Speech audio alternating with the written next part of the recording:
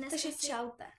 Dneska si otevřeme Labubu a je to teda hodně těžký a je to fake, jo, je to z papíru, tady je izolepa a prostě je to prostě z papíru. V podstatě máme obal z papíru a vevnitř opravdického Labubu a vůbec netušíme, jaký tam je. Jo. Takže, sestřenice to otevře a já ho vytáhnu. Jako my dvě bychom si hrozně přáli tady toho růžového. Ano, a modrého. Ano. A nebo toho, tady toho.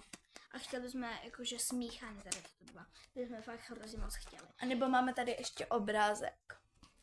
A tady s těmhle bychom si přáli dokud Secreta, nebo toho modrého, fialového. A nebo tady toho. A nebo toho oranžového. Tohle si myslí, ten fialový si myslíme, že se jmenuje Zizi. Ano, ne, tady je fialový, to je šedej. Takže tady je toho fialového si myslíme, že je Zizi, ale přáli bychom tady si je ho. Zizi a to. Ale hlavně si vždycky v každém Labubu přejeme Secreta. Ano, fakt hrozně. Tak jdeme teda na to.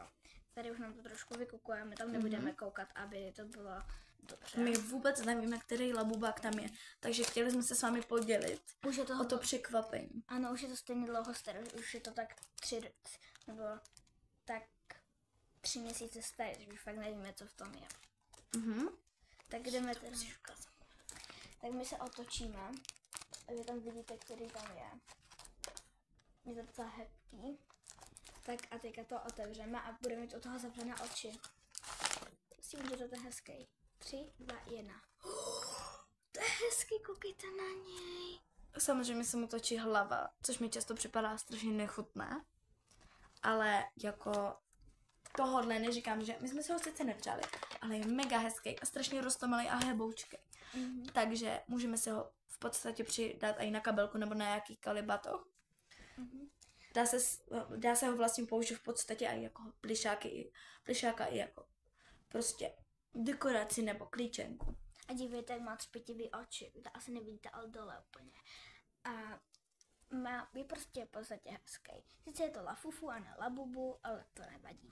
Ale nebojte se, my se dneska vyspíme a už se těšíme na zítra, protože zítra budeme vyrábět z papíru Labubu a my vám i natočíme, jak je vyrábíme. A pak vám ještě natočíme samozřejmě to nejdůležitější, jak je otevíráme. Strašně se těšíme, ale musíme počkat do odpoledne, protože musíme počkat, až se ty papíry vytisknou. Takže přejeme vám dobrou noc. Krásně se vyspíte. Dejte like a odběr. A zítra se s vámi podělíme o to, jak je vyrábíme a otevíráme. Počkej, ještě napište do komentářů, jak jste otvírali Labubu a jakou barvu jste dostali. Tak jo, a jaké byste se i přáli. Takže páčko!